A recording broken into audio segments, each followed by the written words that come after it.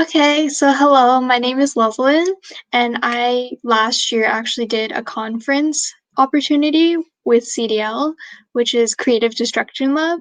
So if we can go to the next slide. Yep. So unfortunately for guys, this is actually a high school girls program, but I think if you want to stay, you can definitely learn more about the program and things that I learned there during the space sector. So it is a one-day conference and it has mentor shadowing. So I had a mentor who is obviously a lot older than me and had experience with startups, which is what Creative Destruction Lab deals with.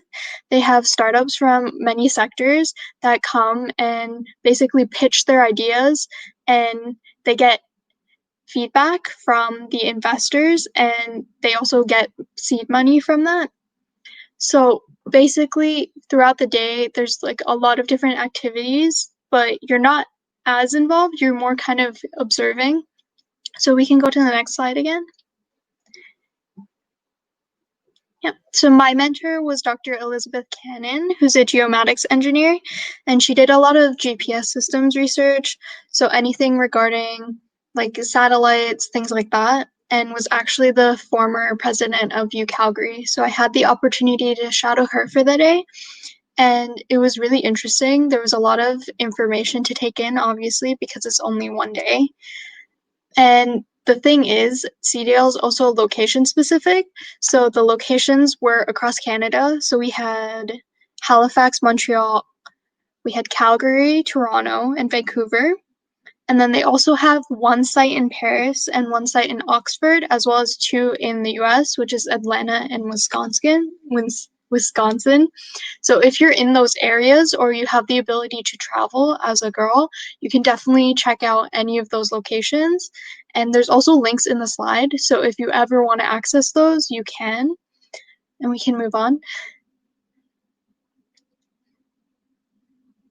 Yeah, so this was basically my itinerary for the entire day. So we did the opening and main stage where they actually gave a shout out to the high school girls who were in the program that day, which was really cool. I found that really inspiring because they took the time to introduce that we were there to all of the investors, everyone in the room, everyone in the event. So it was really good to experience that. So we had small group meetings first, which is where we first introduced ourselves to our mentor. And Miss Cannon, was really nice. She was really welcoming. And throughout these small group meetings, she actually gave me the opportunity to ask any questions that I wanted to each group. So as you can see in the small group meetings, we had about 6 different small startups who came in. So I can dive into a little bit about 2 of them that I remember the most. And we can go to the next slide. Yeah, so the first one was AI Space Factory, and there's a link there if you ever want to get any more information about them. So they were basically dealing with 3D construction for houses or livable spaces that they could port to Mars. And they were looking on towards putting one on Earth and testing it out as like a sustainable living space because the materials that they use are actually anything sustainable, more eco-friendly items.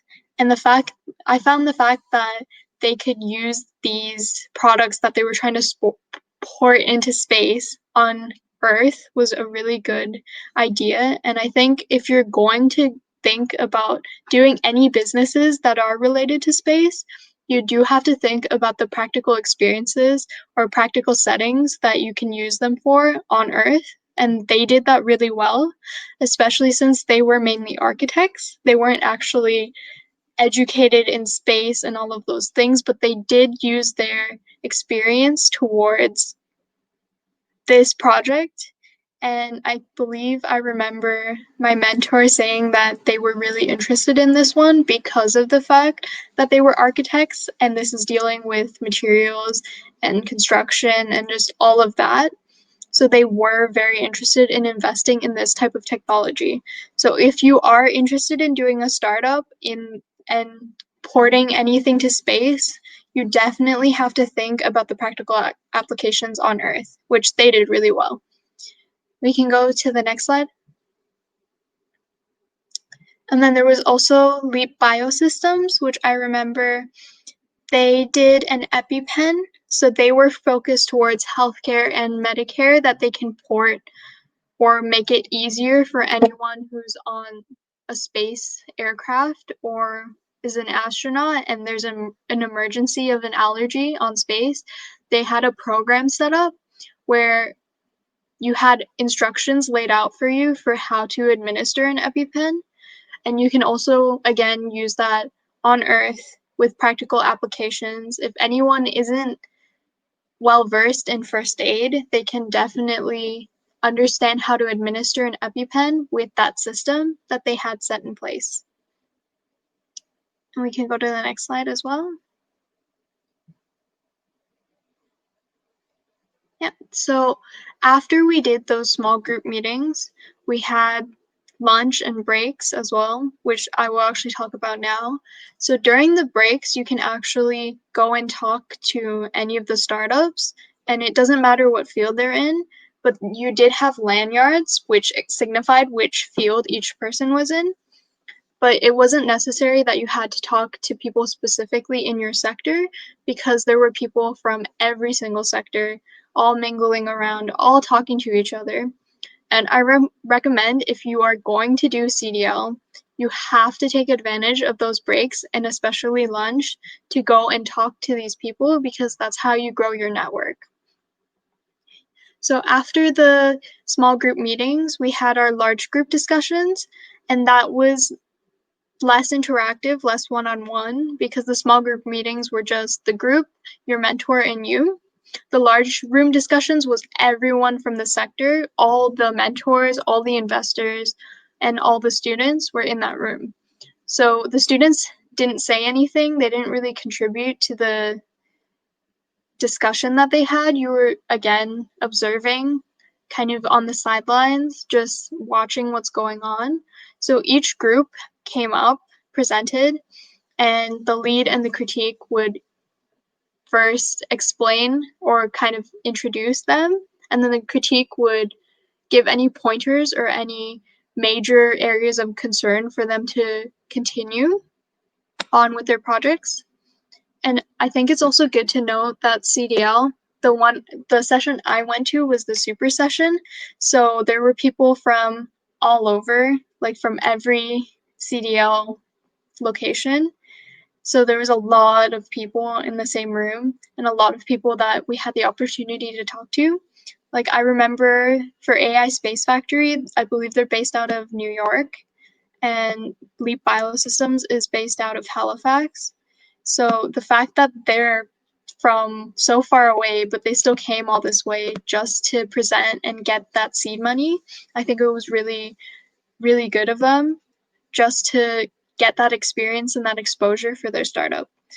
So during the large room discussions, we didn't have much to say. There was just the presentations of each group and then the critiques, which there's a lot of business involved. So for me, it kind of went over my head because I'm more science-based, but it's good to learn about because there are actually a lot of scientific applications that end up either not being used or they do end up being used, but it's hard for them to understand the business aspect of things. So CDL was also there to give that experience and explain the business side of any research or scientific areas that people had delved into. So we can go on to the next one as well. So my keynotes for CDL is definitely to be outgoing. So you shouldn't be afraid to go up to the startups and introduce yourself. I actually regret not doing that because I was scared. I was in grade 11. There was a bunch of really rich business people all in a room, all talking to investors, talking to each other, and trying to figure out what exactly each other are doing. So it's hard for sure to get the sort of courage to go up and introduce yourself, but you have to take advantage of it, especially because it's a one-day conference and that's it. That's your only opportunity to talk to all of these people who are professionals in their area. And definitely ask questions about their work. You can get a sense of the field and what education they had. So that's definitely a good thing to do as well. Definitely make a network and develop a bond with your mentor. Ask questions, ask them how they got to where they are, because a lot of them are really qualified. I know one of the girls actually had Chris Hadfield as their mentor, so hopefully she took advantage of that time she had with him. And for sure, don't be on your phone, because I've heard horror stories from Annie, who is the head of the program. She told us that there was this one time this high school girl was sitting next to this rich billion-dollar, like billionaire, and she was on her phone. So don't do that. This is your opportunity to make a good impression and show that us as youth are also inclined to not be on our phone and also invested in everything they have to say. That being said, though, I remember during the opening and closing remarks, I was looking around because we're closer to the back, so we can see everything. I was looking around at the investors and the startups, and a lot of them were actually on their phone. I don't know if that's a billionaire thing, or they just don't care, or they have better things to do, but they were all on their phones, or most of them were on their phones. And I think even though they're doing that, you shouldn't be doing that, because I just feel like that's bad etiquette, even on their part. Like, just because you're rich or because you're not invested in everything that's being said doesn't mean you shouldn't listen out of courtesy. So definitely don't be on your phone. Even though you see other people doing it, don't do it. Yeah, so we can go to the next slide again. Yeah, so that's pretty much it. You can find me on Instagram. You can email me if you have any questions, or you can find me on LinkedIn as well. I have other experiences, like in the Ontario area in Canada, or little programs. So if you want to check out my LinkedIn, I do have some links there, or little small things that you might be interested in that you can talk to me about, and I can explain or kind of tell you what my experience was with any of them. So that's it for today. Thank you. Thank you for doing that. We do have some questions from people from before when we advertised. Okay. So the first question we have is, are you still in touch with your mentor? I am not, no, because honestly, you don't have that much interaction with the mentors, but I think if you make a really good impression, you could probably get their contact information and keep in touch with your mentors, because the conference was really short and you didn't have that much time to interact with them. All right. So our next question is there a virtual version of this due to COVID? I believe they're setting it up for 2020. If you look at the slides, I have the link to their, not the program like form to fill it out, but it's for, like, if you put in your email, they'll send you a notification of when they start the program up and running again, because I believe they are for 2020 doing an online COVID version. All right. So what was your favorite takeaway from the program? My favorite takeaway definitely has to be that for space, there's a lot of practical applications, and you have to make sure if you have a startup that you focus on those, because it's not necessary, or it's not necessarily that your item or your product is going to make it to space. So make sure you have applications for Earth.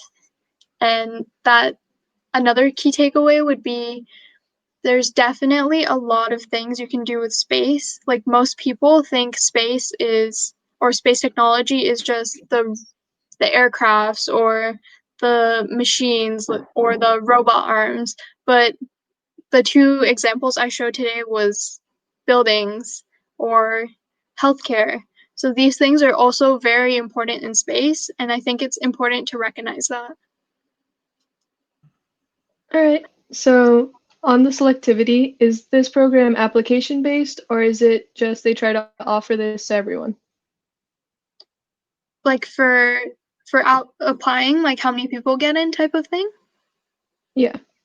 Yeah, so from what Annie told me, she said that like around 100 people apply for every session, but they only take maybe like 15 or 20 for each session.